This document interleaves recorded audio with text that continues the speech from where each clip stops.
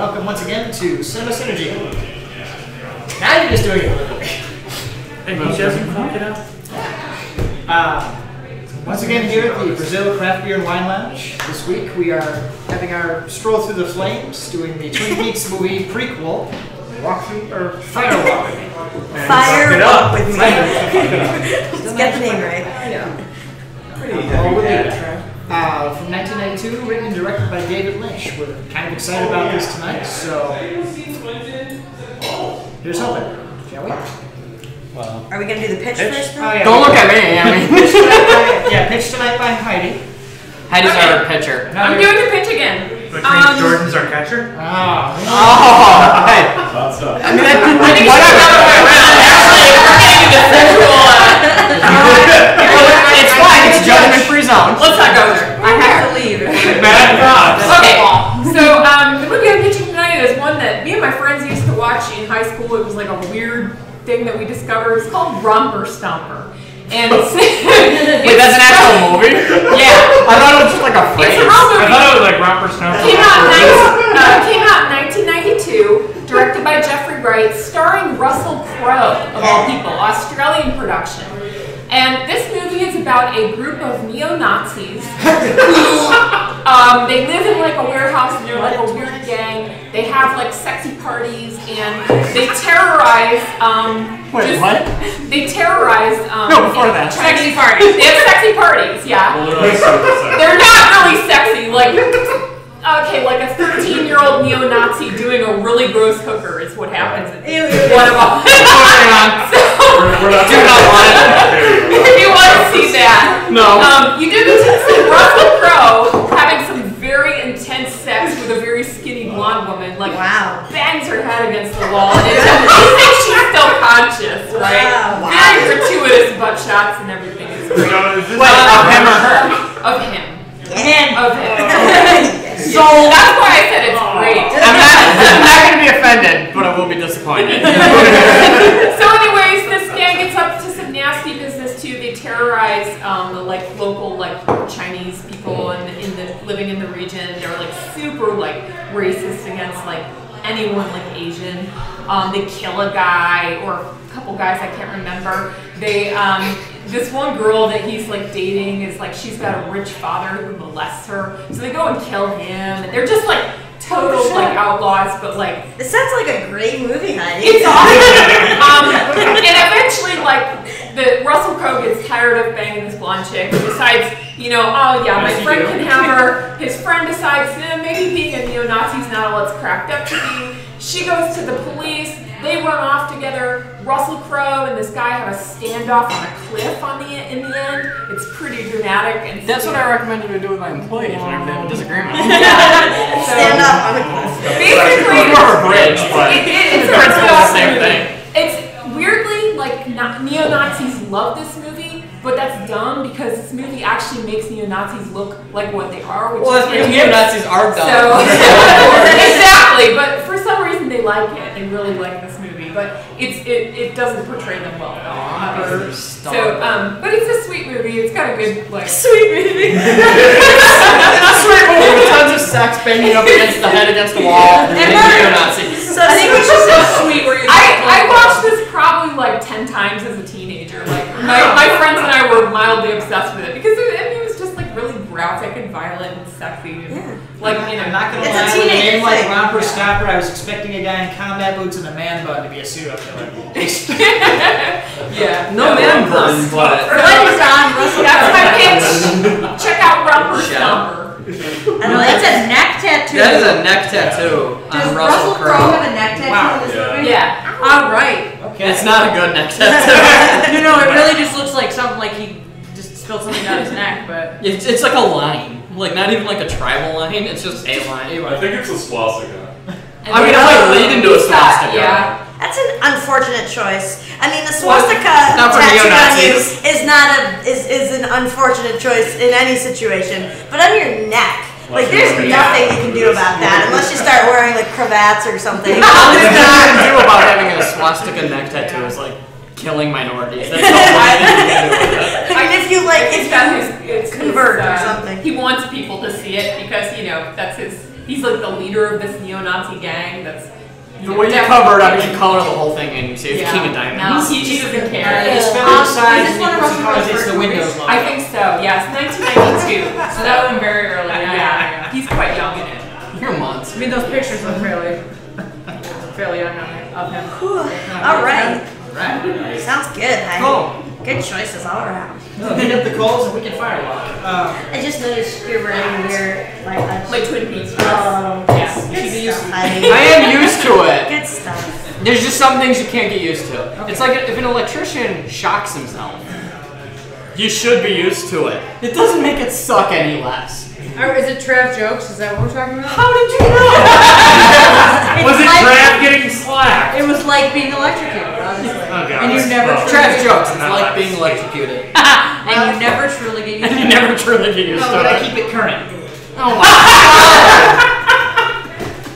Don't laugh, you just encourage him. All right. I know, but it's just so shocking to hear. However, if you don't Remember I laugh, told you you I just might go encourage it Trav to by be the end of the worse. night? Might not be the only one. So how are we gonna do By this? every How are we gonna do season, he this? will be charged with something. How are we gonna do this? Well, I think Is Heidi gonna? Heidi should do the kind of intro. description of what this It's supposed to movie be is. worse. So she We couldn't have any AC on I right can now. prepare. I hate all of it. Is that, Hold on, my grocery list. is that a good angle for you, Doc? With Yes. my grocery I list. can easily just Okay. Okay, so Fire Walk With Me, I wrote out just a brief synopsis from my first episode. It acts as a prequel to the TV series Twin Peaks, providing a look at the last week in the life of Laura Palmer. And spoilers. Starts out in a town near Twin Peaks where FBI agents are investigating the murder of Teresa Banks, who's like this chick who lives in a trailer park, works as a waitress. Then it transitions to Twin Peaks and begins to follow Laura. She is the pretty popular girl at school. Boys and men adore her. She's addicted to cocaine. A lot of cocaine. all of cocaine. And sex. Yeah, and she's very promiscuous. She drinks a lot. She smokes a lot. She uses sex. Yeah. She's a naughty girl. She also has some very bizarre things going on in her life, like supernatural things. She's plagued by visits from someone named Bob, who she says has been having her or sexually assaulting her since she was 12 years old. Later, we learned that her father is actually, doing this in a very frightening scene where Bob sort of is no Face longer works. there, and now it's her father on top of her. Her father, along with Bob, also murders her because she will not allow Bob to take control of her like he has done to her father. So. Bob is a spiritual entity who is like demonic, who's like entered into, quote unquote, Leland, who is the father. So when we say Bob, we're Beware of talking Bob. about Leland, but in the movie Bob/Leland. Bob/Leland. Bob is played by a different character, so he's his own physical. He looks different than Leland does. There's only one thing you need to know about Bob. But they are one. They're one thing. They're one. There's only one thing you need to know about Bob. And that is Bob stands for Beware of Bob. And this is a line from the TV show. That is recursive, and I don't think. I'm sorry, I didn't mean It's to. actually from the okay. TV show. Did you have any more? I didn't No, mean to. that was my short synopsis. I don't Yeah. want to spend too long on that, so I figured we could just jump off there. And I thought it'd be good to maybe start with the people who have never seen the show. I was This is thinking that, your yeah. first exposure and just get reactions to All it. right. Okay, then that'd be what. I'm pretty That sure side of the table. No, I'm pretty sure I'm the only one who actually has never seen an episode of Twin Peaks. No, me either. I've seen the pilot. You've seen the pilot. I haven't we're seen in that. We're in the same boat. I didn't enjoy watching this movie. Is what it comes down to. It was a fine movie. I was lost. I had to have the Wikipedia plot synopsis open while I was watching it. Yeah. Every time I would watch a scene, I'd have to go back and I'd have to read what the hell did I just watch. I was super lost. I was super confused. The movie, it's a TV film tie-in. I mean, that's what it is. And for what it is, as far as I can tell, it's a good example of such. But not having any exposure to the TV show, I was super lost. It was well produced, it was well acted, everyone in it was fine. But How acted? Well, I would as disagree. opposed to Sharknado. Why you gotta bring up Sharknado? No, this goes with you, but it's a counterpoint. What? I watched the entire first season of Twin Peaks 2-3 years ago, back when Doug and I were roommates still. I was fucking lost in what's going on. But regardless, like I was just lost. I was 100% lost. And honestly, I know that a big part of the show is the mystery of who killed Laura Palmer. Well, now I know. So now I'm less inclined to watch the show than I was before. I don't feel like watching the show at this point. Like it's lost on me. I feel like there's really no point. For over 25 years. So Well, I know, but I didn't Google who killed Laura Palmer. I found out Too soon for spoilers. the show, like a big part of the show is who killed this chick, and I was like, oh, well, if I get around to watching it, that'll be a cool thing. But now I know, so I'm less inclined to want to watch the show. I was in the same boat as Ryan. Like, I knew nothing about Twin Peaks other than that, like just some basic bare bones stuff. And I honestly spent a lot of time going, "Who's that guy?" Right, they do a good job with the characters. Like No, and it felt to me, and I think it's because it is definitely it's very connected to the TV show. Right. If they're bringing in characters that if I had watched the show, like I'd watched part of the first season, I'd be like, "Oh yeah, that's Leo, Leland. that's Leland, that's Emotional James.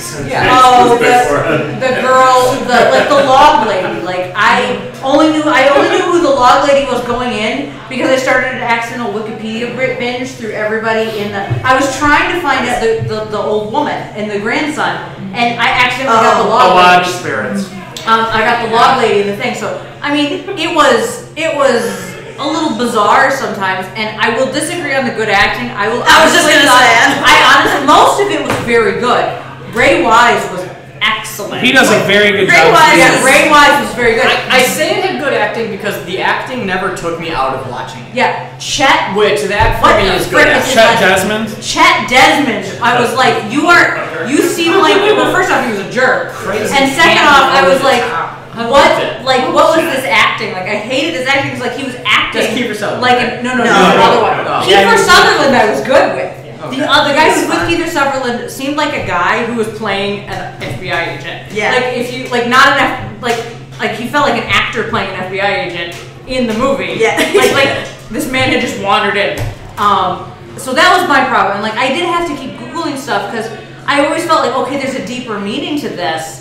And I was like, where are all these people? Why is this midget guy talking weird? The problem with television tie-in movies is that they're labors of love for fans of something that's already there. A TV tie-in movie is never made to bring in new people. It's not. That's true. That's not why. Cobb. What? Ralph Cobb. That's not a TV tie-in movie. That Star Trek was done, and then they started making movies. And they actually had another movie before it, which and also awful. Star Trek 2. The motion picture. The Star Trek motion picture is garbage. The TV tie-in movie is meant to fill in holes for pre-established fans. It's not made for people who have no inclination of it. The main thing that I kept thinking of when I was watching this movie is the Burn Notice movie. The Fall of Sam X. The Fall of Sam X is a prequel movie to the show Burn Notice. I love the hell out of Burn Notice. And I love the hell out of that movie. I would never recommend that movie to anyone who's never seen Burn Notice because it would be lost. And honestly, watch the entirety of Burn Notice before you throw in that. Right. Because there's little things in that movie that, if you aren't familiar with the show, are lost on you. Yep. Like, you can't appreciate that movie without knowing the show. And that's this movie as well. Yeah. This movie is made for fans of the TV show. If you've never seen Twin Peaks, don't watch this movie. Or if you only watched one season. Watch the show, go back, watch the movie. Right, and it actually does... I'm not saying this was a bad movie. I'm not. But I didn't enjoy watching it. As Greg was saying, watch the whole thing. If you just watch season 1, the movie's still going to be lost on you. Yeah. You need all of season 2. Because Mike, you don't need all of season 2. You need the first 7 episodes of season 2. 7 episodes. Earlier you said you only need 3 episodes of the first. But if you're talking 7 episodes of season 2 I only said the first 3 episodes. Season series, you might as well just watch I only said the first 3 episodes because I know people don't have enough time to watch a season and a half of a TV show. I'm so far behind every show. If you watch the first 3 episodes, you're gonna get an idea of the setting. You're gonna get an idea of the characters. You're gonna get an idea of this mystery, whatever. You're gonna see some lodge stuff, and then going into the movie, maybe you have a better time and place. I feel like I should defend my choice a little bit, because I knew that a few people here had not seen the show, or at least had not seen the whole show, and it wasn't my intention to ruin it for you. I had actually there's a huge community of Twin Peaks fans, and somebody had I can't remember the name of the YouTube channel. It was somebody's video, and he was talking about Fire Walk With Me, and it was his opinion that people who hadn't seen the show could enjoy this movie more as a standalone movie. Absolutely not. You go back and tell them. And I was curious about You go back and tell them. I You unanimously decided he's wrong. That's us. You subjected us to a social experiment to prove a YouTuber wrong. And that's fine. That's fair. I don't mind that at all. That is beyond what I do on my morality. Tell me that guy was freaking wrong. But it reminds me, I have friends who have never seen an episode of Game of Thrones. I love Game of Thrones. I've read books. 3 I've episodes. watched a good chunk of the series. I'm a little behind at this point. I love Game of Thrones. I love talking about Game of Thrones. I love talking about my favorite house and my favorite characters and all this stuff. I will go on and on about Game of Thrones to the point where I know there are some people who will just despise hearing me talk about it. That's how I feel about this here, where now there's this movie and there's this, and now it's kind of just deflated the whole thing. And now I'm kind of over it. I'm not going to say that I wouldn't watch it because I watched the movie, but one, I'm super bad at keeping up on TV shows. I'm not going to say I won't watch it because of the movie, but it already wasn't at the top of my priority list of things to watch, and now it's gone down a few pegs. But that also reminded me that David Lynch is a weirdo. Oh, Oh yeah, David Lynch is a super weirdo. Oh yeah, maybe this is gonna put You forgot about this after Dune? I actually liked Dune because I watched it when I was 12. Dune's fucking awesome. Dune is awesome, Yeah. because the book is really awesome. The book was so weird. awesome that I've Lynch seen- couldn't fuck it up. I've seen random clips of Videodrome, and then I'm That's not David Lynch is Dune. The 1984 No, Dune. oh no, what am I thinking of? Baron Remember Jason Harkonnen. Harkonnen television That ad. was the best Oh, ever. yeah, that's video. Most of the Wrong. cast I from think 1984 that's Dune. okay. Earlier, I also managed to think for some reason that David Lynch was going to look exactly like Quentin Tarantino. Nice. For no good Does reason. not look David like Lynch is that. a beautiful old man. Yeah. I had Great no, to look at. I had no reason. He's just a great face. I had Oh, no man. reason to assume that David Lynch would look like Quentin Tarantino. Fantastic. But for some reason, my brain went, yes, this is how he looks. No. This is the Simon Belmont problem all over again. My brain says he should look one way and just insists the other way. Now, let me flip this. My whole thing around around here. characterization was in the movie. Well, yeah. Well, one, they're pre-established characters. It assumes that you know them. But my big takeaway from this is a dark movie. It is Yeah. intense, Real grim. and the humor that's in the series is just Gone. completely gone. If you are a Tibetan rock throwing fan, if you love Lucy's, Dale Cooper. If you like Dale Cooper, yeah. If you like the perfectly stacked donuts, you're not getting that in this movie. And I think for me, I've seen the show. I've watched. But you get tits in exchange. I watched the first 2 seasons. I binged it a couple months ago, Canada is. and I loved it. Same here. And then I went and literally the next day. It's legal for them to be prostitutes. Literally the next day, I watched Fire Walk With Me, and it threw me so far. I had no idea. If you've seen the first 2 seasons, the first season and a half is brilliant.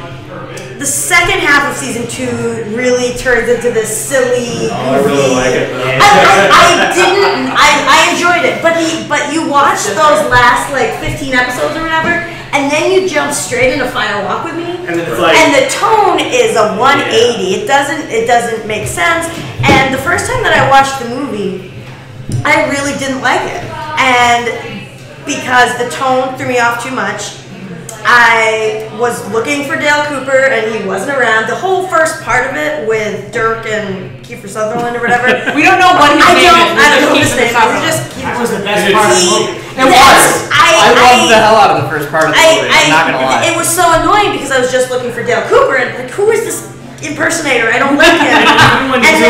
He's a character they had to invent because the actor who plays Dale Cooper didn't want to be Yeah, Dale Cooper right, because right. he was afraid of So he still wasn't. I'm not finished. Okay, sorry. So I watched that and I was like upset by that, and then I'm watching this weird stuff and it's just like, okay, this is too weird for me. I'm not liking it. I'm not really understanding what's going on, and I feel like I should because I just watched the show. Then I started watching season 3. Definitely a more subdued, weird tone, like the movie. Watched the first, 6 or 7 episodes of that, and then I watched the movie again. And I really liked the movie the second time I watched it. First off, I wasn't waiting for Dale Cooper, so I got to really enjoy that first part because it's really funny. I loved it. Sorry, you want to hear our specials? Yeah. We don't have any. I thought that was annoying as hell. It's the humor of the series. It was this cool, It was the delivery. weird, gross mirror of Twin Peaks. It's the R&R in this really gross, the workers are chipper and cute, the patrons are kind of bizarre. Not to say that the Twin Peaks patrons aren't bizarre, but I mean and I was able to follow the second half a lot better because I had read a lot of it. I've been on the forums. Watching the new show kind of filled in a lot of blanks for me for the movie.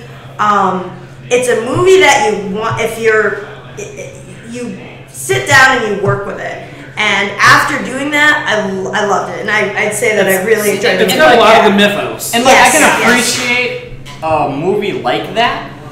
Because I've been a fan of all kinds of crazy fandoms where you have to know a lot about what's going on to appreciate something. Yeah. But not knowing anything about what's going on with it, I didn't enjoy watching it. It can be very overwhelming. The first 2 seasons, you're still not You're gonna still know. confused. I was confused as hell the first time I watched it too. Exactly. That's David Lynch though. Yeah. That's his Anything. thing. David Lynch He doesn't wants care. you to be He doesn't confused care. because That He jerk. really doesn't care. everything. Yes. He wants you to go, what the fuck was that? And and watch Wrestle, it again, yeah. and watch it again. Atomic and bomb blast. That's what he does as a director. He started out. That doesn't make it okay. Well, if you don't like that style. And there's a big divide online right now about that too. I feel you shouldn't need an online forum, Here we go. a book, Just let Doug get and this off his chest. 40 hours of backstory in order to enjoy something. One of the problems I ran into I would say I was agree, but I know for a fact there's characterization. shit that I've done that I've watched and enjoyed that does require that. So it feels but I just can't think of it right now. So it's very hypocritical. But I totally criticize get what Heidi was talking about because I myself was also very curious to see because I've read that too in different places how the movie is so different than the show. People who just start with the movie either start with the movie or just watch the movie. They either really like it or they really don't. Just like any other Lynch movie. Because if you don't like David Lynch, you're not going to like that movie. I have zero opinion on If David Lynch. If I had said let's watch Lost Highway or let's watch Mulholland Drive or let's watch Eraserhead, we would have been having the same conversation. Somehow his most what the fuck spiritual did I do? I don't think we would though. No. I think we would have had a don't think we similar. I think we would have had a similar conversation about how what the fuck did we would just watch, but I think the angle we would have been coming at it was very different. Because I think Ryan and I both agree.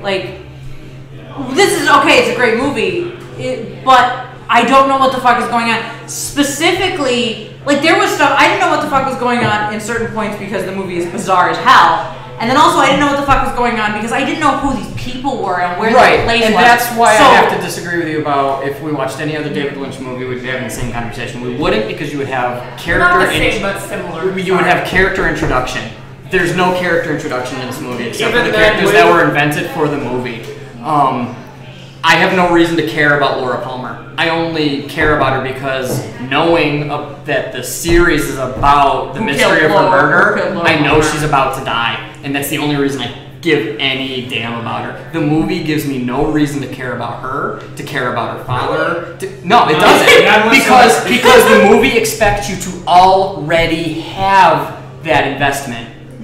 And that's the problem. When you don't, the movie by itself gives you no reason to care about these people. This movie fails as a storytelling device in many ways. That's the big one. Exactly. Right there. There's a lot. It expects you to already know who these people are, and that's why you're going to care about them. I know I complain about this. There's a lot of really pointless long shots. Yeah. That is David Lynch. That's David Lynch. Yeah, that's his thing now. He does long, uncomfortable shots. There's a bunch of stuff that this just ran on for 3 minutes. It should have been 30 seconds. I'm gonna take a brief aside here. Go ahead, get it off your chest. Okay. Let me flip this around here. Most recent Okay, no. spoiler. Stop. Yeah, Spoiler warning. Okay, episode 7. I literally watched a guy sweep the floor for 5 minutes to prep me for episode 8, which had a nuclear explosion in space for like a good 45 minutes to 50 minutes here. There was no dialogue, no nothing. Okay, the actual explosion took like 10 minutes, but That's a long news. But that's David Lynch. Well, it's a slow motion. David Lynch the seems pacing to in be this movie is terrible. It's like a stubborn mule plodding along to God only knows where. One of the issues I ran into. I mean, I don't necessarily agree with the pacing. I mean, there was some stuff that was dragged out a bit long. The audio was shitty. They literally had to put subtitles in the That was on purpose. I can tell watching it that was purposeful. Greg has something to say about the fucking characterization. So characterization for consistency, like Albert shows up for a little bit talking to Coop. Albert's always very hostile with everyone he's talking about. Instead he's just kind of like, okay. Is that Miguel Ferreira? Yes. Yes. Thank you. I actually sat at the beginning of this movie and wrote down the names of people I recognize. The bar scene may have been deliberate, but when Mike pulls up in the camper and starts screaming, it's just a crazy guy screaming. I can't hear what he's saying. I can't make it out. But it's deliberate over the loud engine. Yeah, like it's supposed to be that part doesn't of do this. anything. And Leland was revving the part of the engine. scene because Laura's not really supposed to understand what he's saying either 100%. So you're supposed to And feel Leland that was scene deliberately kind of revving the engine. And Laura is really a lot of your viewpoint character for a lot of the movie. I did think. So he's like drowning the engine with it. He's Okay, trying to. fine. Artistically, fine. As somebody who's trying to watch a story, Exactly. If you, that plays back into what I was saying before. If you already know from watching the show that Leland is kind of a bastard and he's going to do something like that, that entire scene makes sense. But if you don't, you're just left wondering, not in it necessarily a standard kind of what did I just watch, but it's like just a lost and confused. What did I just see? Yeah, it's not thought provoking. It's just confusion. It's just lost. I think that, I mean, I totally 100% understand what you're saying, and I think you're right. But I think that some of the complaints are not complaints about the movie specifically as much as just I don't like David Lynch stuff, and that was weird because. But like, if you watched Eraserhead, you like she said, you're gonna have the same feeling. You're gonna, and I don't disagree. I guess I'd have to watch Eraserhead to form a complete but I mean, going to. No, and I'm not saying you should or you have to, but I'm just saying that the movie is a very, very David Lynch movie, more so than the show is even, and I think that's where a lot of people wrestle with problems. Is that I mean, I don't know, right? It'd be very interesting to see. A lot of people who like the show didn't like the movie. Yeah. You know, because the show is like very like kooky and kind of like it's fun. It's fun. Yeah. But it's very upbeat and it's a meta soap opera too. It's the acting is over the top. It's very overdramatic. There's like a soap opera that's on in the background sometimes called Invitation to Love. So like the show itself is like David Lynch playing with the idea of soap operas and like telling his story through that lens. So then the movie is just David Lynch. It's just David Lynch being a weirdo because that's what he does. He's just like he's got a dark perspective.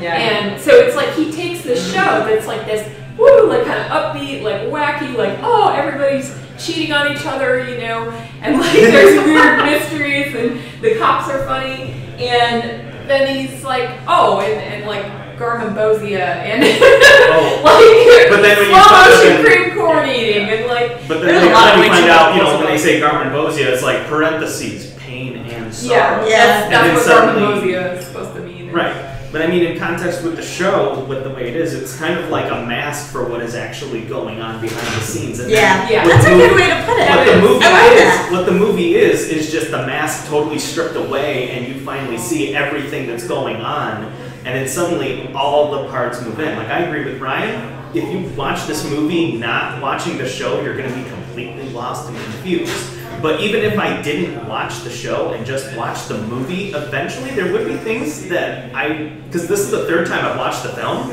and I'm still finding things that I never noticed before.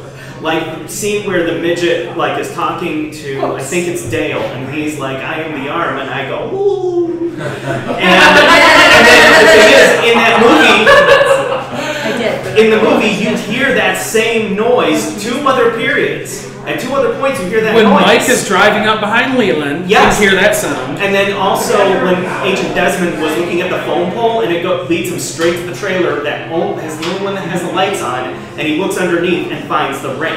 And then when you see all of those other people in the spirit world who are talking, and they're like, electricity. And then finally you're like putting pieces together, because Laura Palmer is like constantly looking up, looking at the phone lines that are leading to everywhere, and then suddenly it's just like, it's all leading to the same place.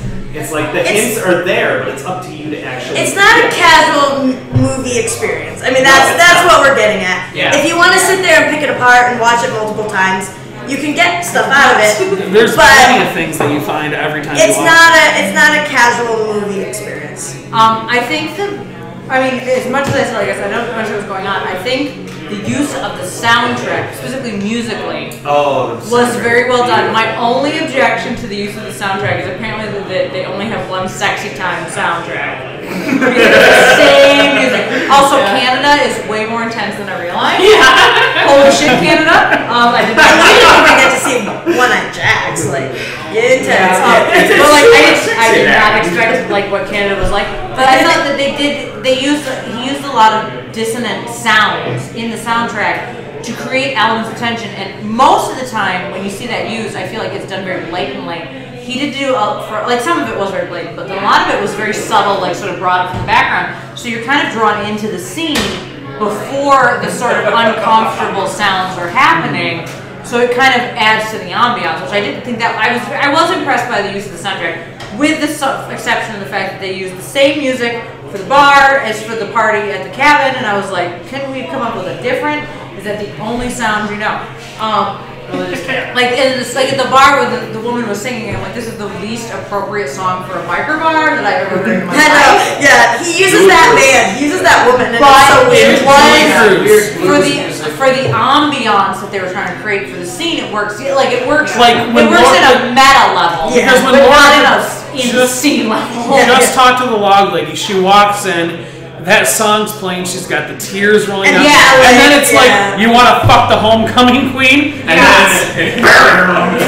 then it goes to the Canada scene. Well, that's one of the scenes that's like, even if you don't know this character, how can you not feel bad for a teenage girl who is doing this, No, it was very much sad life. Without the context, it is like a if you take out the supernatural element, it's like a very tragic story.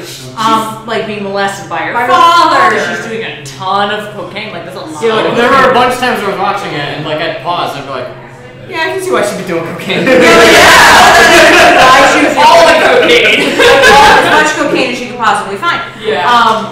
And then without that supernatural element, and it's still sort of if you take out if you take Bob out of it and make Leland just a dick, a giant dick, her death even still makes sense because it was her the thing. But even then, you have those segments where Leland suddenly snaps, and it's which no longer is what did impress me about Ray Wise's acting. Yes. Because that scene after he flips out on her at dinner, and it's wash your hands, wash your hands. And then he's sitting in he's clearly kind of the dark version of himself, and then he's sitting in the room, and then all of a sudden so he starts to realize what he did. Like, that was pure facial acting by Ray Wise, and I'm like, I'm actually fairly impressed. Like, I haven't seen you in a ton of stuff where he's always a villain. I've never seen him as a good guy in a movie. He's one of those typecast dudes. He's like just always that guy. He's always a villain. But like, I was impressed by the acting. I was less impressed by the mom's acting, although apparently she does more in the series. But like mostly she just smokes a shit ton of cigarettes. The mom is the most intense actor. She's so intense and it's amazing. It's funny though because in the show, Ray Wise isn't the bad guy. Like, at all. He's not until later. Not until way later. Yeah. But even still, there's this redemption and the whole thing.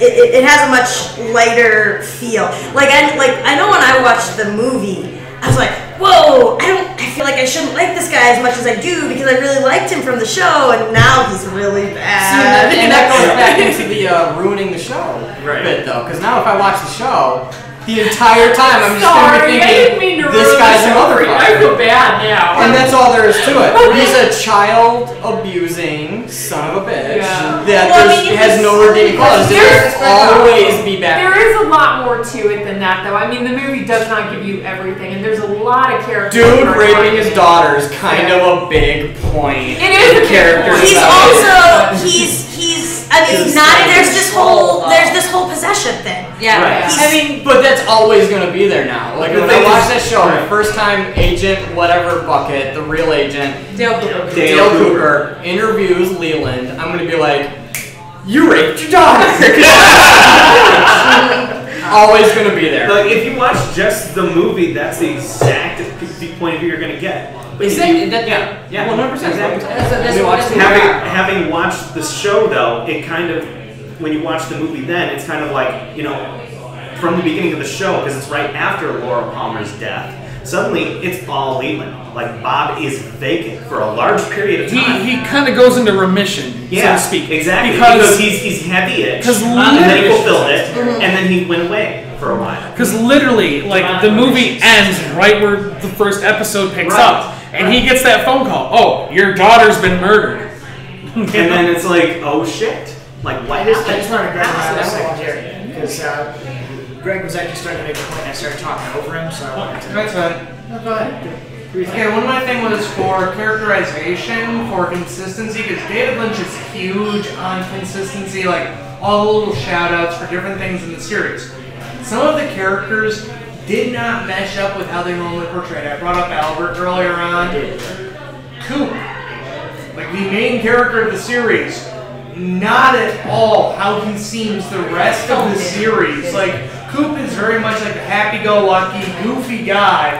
In this, he is just super intense. It's like, am I dealing with possessed Coop? That doesn't make sense chronologically. You're not acting like Coop. But at the same Can I like argue that just for a second? We only have Coop for like one scene, and he's doing a really intense thing. He's trying to figure out what's going on with the screen, and Jeffries comes in, and that's crazy. David Bowie, by the way. Regardless, I don't know. I think that he was playing a more intense.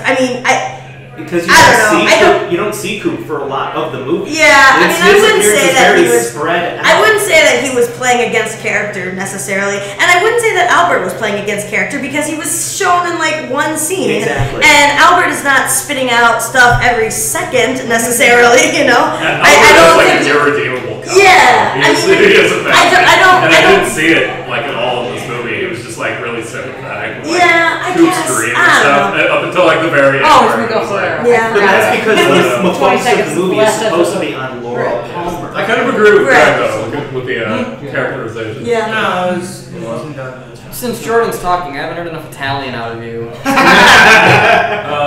found a metaphor. I did find a metaphor. Their secret code. The girl in red with the blue rays. Which was bizarre. Yeah. But that's like they're communicating through metaphors because you got to figure out, like, she represents a whole ton of shit. Okay, so here's my take on that. Okay. My take on the chick with the weird obscurism and which agent was he? Desmond. Chet Desmond. And Agent Chet Desmond, like, interpreting everything, it was supposed to give you that kind of Sherlock Holmes kind of feeling for Chet, to kind of validate him as a character. Yeah, well, that makes sense. Since he's only going to be there for like 20 minutes anyway.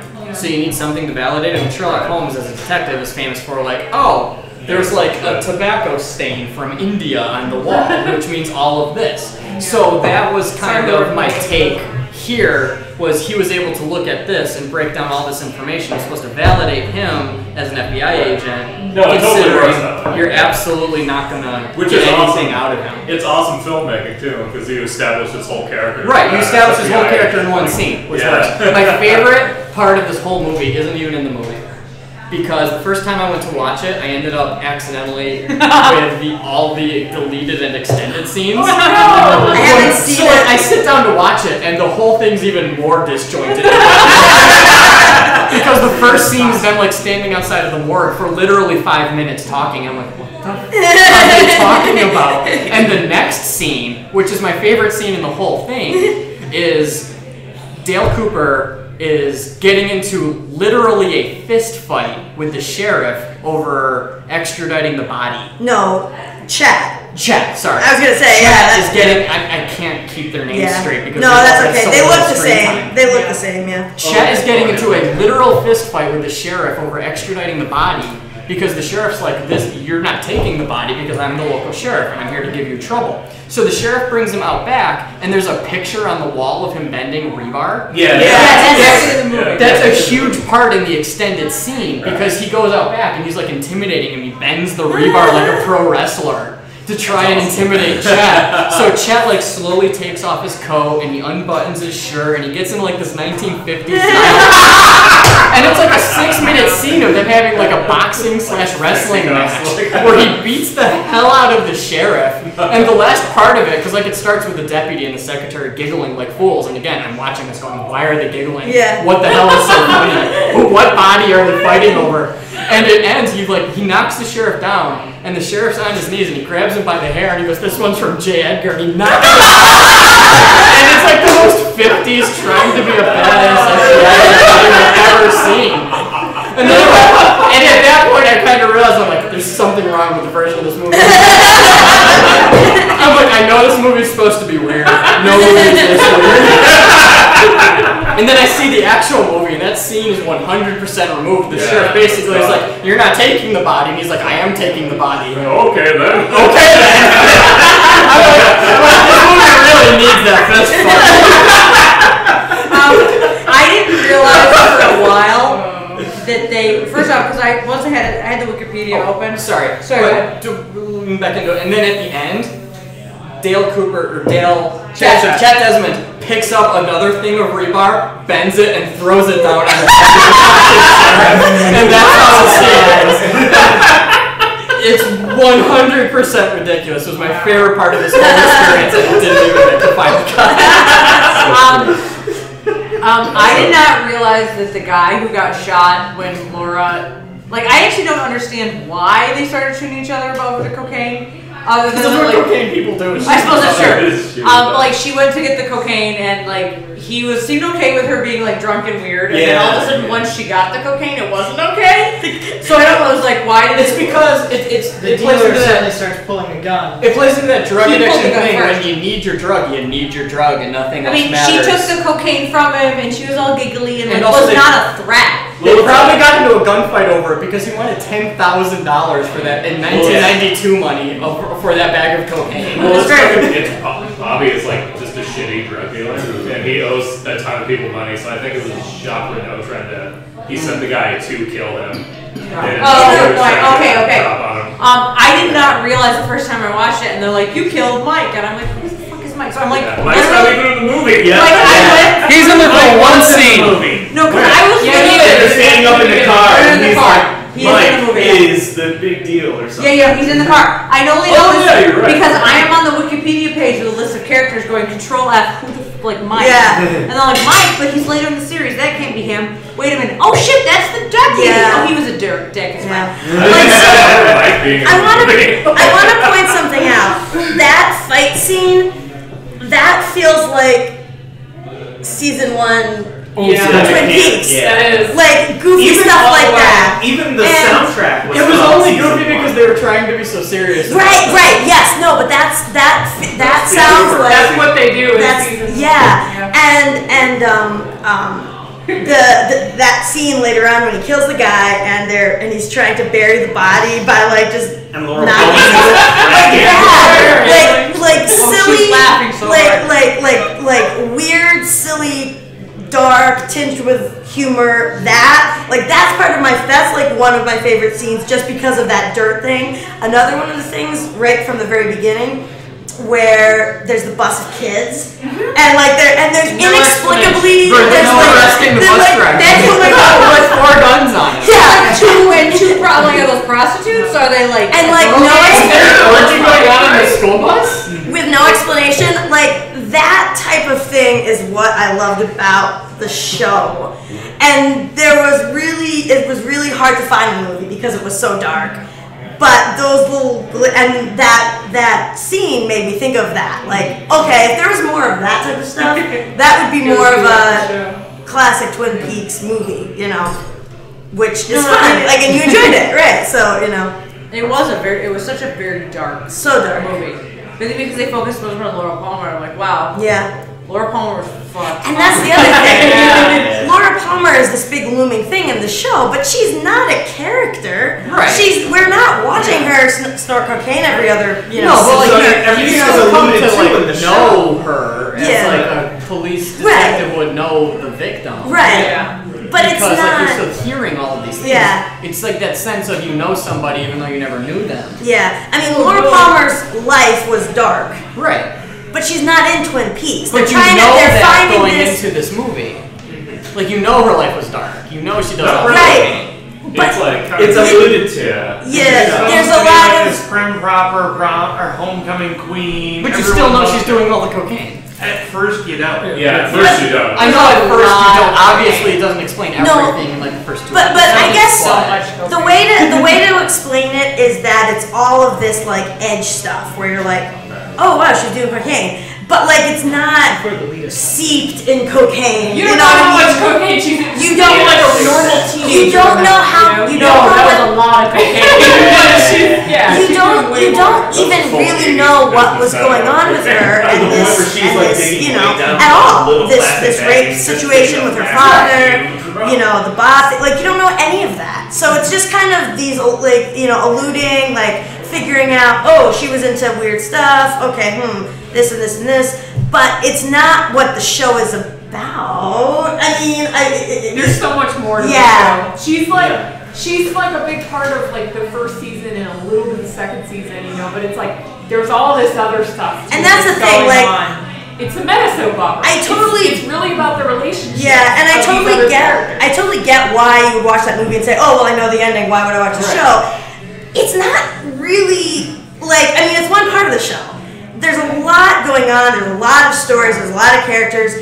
But the thing is, I don't think that it would ruin the entire experience. But it's easy for you to say that having had the entire experience already. New experiment. I am not.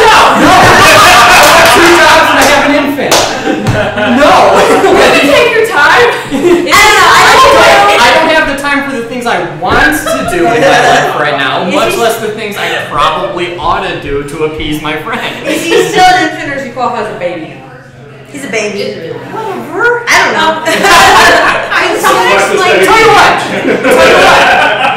In 11 months, you let me know. I'm not going to be pregnant for 11 months. I know you're not going to be pregnant for 11 months, but you'll have a baby.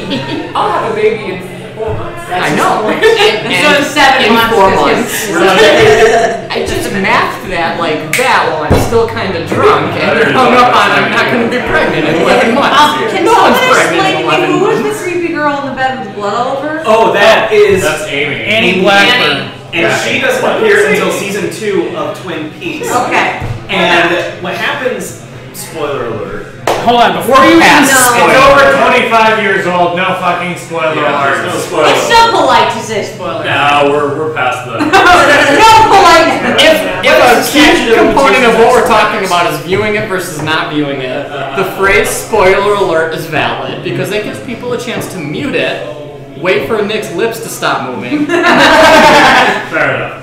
So keep it on Nick till it's not stopped. I want to put this into cyberspace. What is the statute of limitation on spoilers? No, we discussed this once. 2 years. We set up rules on this. It was Enlighten me. It was, I want to say, 3 years for a blockbuster and 6 years for a lesser known movie. Yeah. Oh, well, then then we're clearly We past just set it Yes. out like You last were year. reestablished this. It's somewhere. That's recorded. established on video somewhere. I may very well 3 be and wrong. 6. Okay. Amy This is qualifies as- Annie. Sorry. Annie is the sister of the head waitress at the Twin Peaks diner in the show, who comes in and becomes a romantic interest for Dale Cooper. Also Okay. apparently appearing in this film. Who then, at the end of season 2, is possibly dead. No. Yeah. No, she's not. But he blood said, love. but it's possibly. Yeah. If season 2 Yes. ends with a cliffhanger, what he said isn't wrong.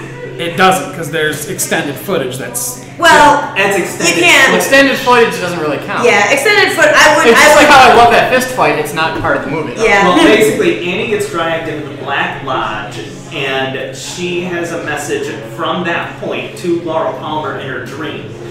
And basically, she's So telling this is her, like her yes. yelling to the past. Yes, Yeah. and it's her pretty much saying, "This is what's going to happen. Write Write this in your diary." And then Laura Palmer wakes up from that whole thing. Okay. All right. So on and So, Well, oh, that's that's another thing you need to see the show to appreciate. okay. Okay. Yeah. But even in, like, So your criticism at the end of the last episode, they say Annie's been taken to the hospital. That's a quick thing, though. But they, like, extend it out where she just wakes up in the bed and says the same words. People die in hospitals, though. Yeah. That's where you go to die. Like, is it the extended part of the It's the official actual- canon. It's official canon now. But in the Now. aired scene, in the aired episode, it Moving was on. not there. Moving on. Moving on. It has very little to do with the movie, so moving on. I just want to know who the fuck she was. But I'm saying at this point, this conversation. Whether or not The she whole was. film is comprised of things that have very little to do with the movie, so. Yeah, that's true. Shout out to Moira Kelly for being a way hotter Donna Edward than Yes. Donna. Donna was played by a completely different person in the show. Oh, see, that was the other redeeming quality of the movie. Unexpected boobs. Oh, yeah. See, and There's not like a lot of unexpected. You know what? It's like there's like a whole world of unexpected Russell things. Crowe ass. Again. Russell Okay. Crowe Doesn't ass do is anything for me, but I'm not going to hate on it. Unexpected boobs in the movie. I don't expect it to do anything for you, but... But I mean, I just learned that Canada is way more like dirty than I thought it ever was. Oh, yeah. I thought Canada was maple syrup and politeness, and it turns out it's titties and cocaine. Today's cocaine In makes Canada, They're not in used to Canada, it. prostitution is legal. However, it is illegal to solicit a prostitute. So you You have can to be wait a for her to come to prostitute, you? but Yes. you can get arrested for doing it. Right. It's the No, it's just for paying. It's the way of saying it's not illegal, But it's illegal. It's illegal. What if they solicit you? What if they come up to you and they're like, hey, That's how- That is cop. That is totally a cop. And they have to tell you, because that's the law. No, that's not true either. I learned that from the internet. So, final Part thoughts? of it, actually, I'm gonna, before we final thought, on the one hand, I'm okay with unexpected boobs because the actresses were 25 and 24 It's fucking Moira Kelly. She was hot as shit. The characters, however, are supposed to be underage. Oh, yeah. I cringed Yeah, at yeah. No, that. they're 18. They're 18. It's No. 17. 17 and 16. Yes, because Laura Palmer has not been in senior year yet. Wait. They started that school Now we year. just... and- Never mind. I'm not going to go No, continue. No, I'm not going to go there. I'm not But gonna- this is the last week of I'm not gonna Laura's life. defame She's Trout 18 when or she anything like died. You already know he's in a few Yeah. So that doesn't make sense. Okay, she's 18. Moira Kelly's 17. Not Moira Kelly, Yeah. Donna Hayward. All Moira right. Kelly's so hot. The I'm a big fan of Ronette Pulaski. Yeah, and like if you Yeah. Is that the one who ends up getting the shit beaten out of her? Yes. Thank if you. you can't have Audrey Horne, fucking delicious Cheryl and Fenn, then you might as well recast nasty ass Laura Palmer. It threw me, but I was okay with it really quickly. Yeah. Well, if we watch Sherry Lynn, we'll just go back to the Wraith. But anyway. Final thoughts? Wait, shit, they were in the So movie. great. Yeah, no. Fair enough. Yeah. That was concise. I loved it. We know you love me. I really didn't like it the first time I watched it, and I liked it quite a bit more the second time. And I think if I watched it the third time, I would just keep liking it more and more. So I feel like I can't say a definitive yes or no, but yeah, that's it. I love it. It's gross, funny, and scary. Those are like my favorite things in the movie. I like to be disgusted or laugh at the same time. Hence, dead obsession. I'm a weird I know, but lady. there was good setup for jump scares, and I feel like they just Yeah, pretty much like. I know, but like psychologically. Except for the thing I hadn't seen. So, you know, fucking David Lynch fan. So, the pain might not entirely be felt as this movie's good or not. Yeah, if you're a David Lynch fan, you're gonna like it. I mean, that's, yeah. Okay. Only liked it the first time around, but as I've watched it more consecutive times, I've grown a better appreciation of it. Honestly, probably a great movie. Spent way too much time minimizing the screen to look stuff up. That's just my complaint. Like, I don't have the background to appreciate this movie that it deserves. The movie belongs to the fans of the TV show. I mean, that's what it comes down to. Who's for? It's not made for people who don't have a background. It's not made for you. It's not for me. But I don't have a problem with that. Is the extension of that. I'm okay with that. I'm okay with movies that belong to a pre-established fan base. That doesn't bother me. It just means I didn't enjoy it. This movie was a box office flop, and deservedly so. You vibe off movies that are box office flops. I do, that's why this is a little more poignant here. Oh, I love terrible movies. I did not love this film. Rex got a point. It's been throwing the shocker at you for like earlier on, I was trying to get my point. No one listened, so I didn't care anymore. I listened.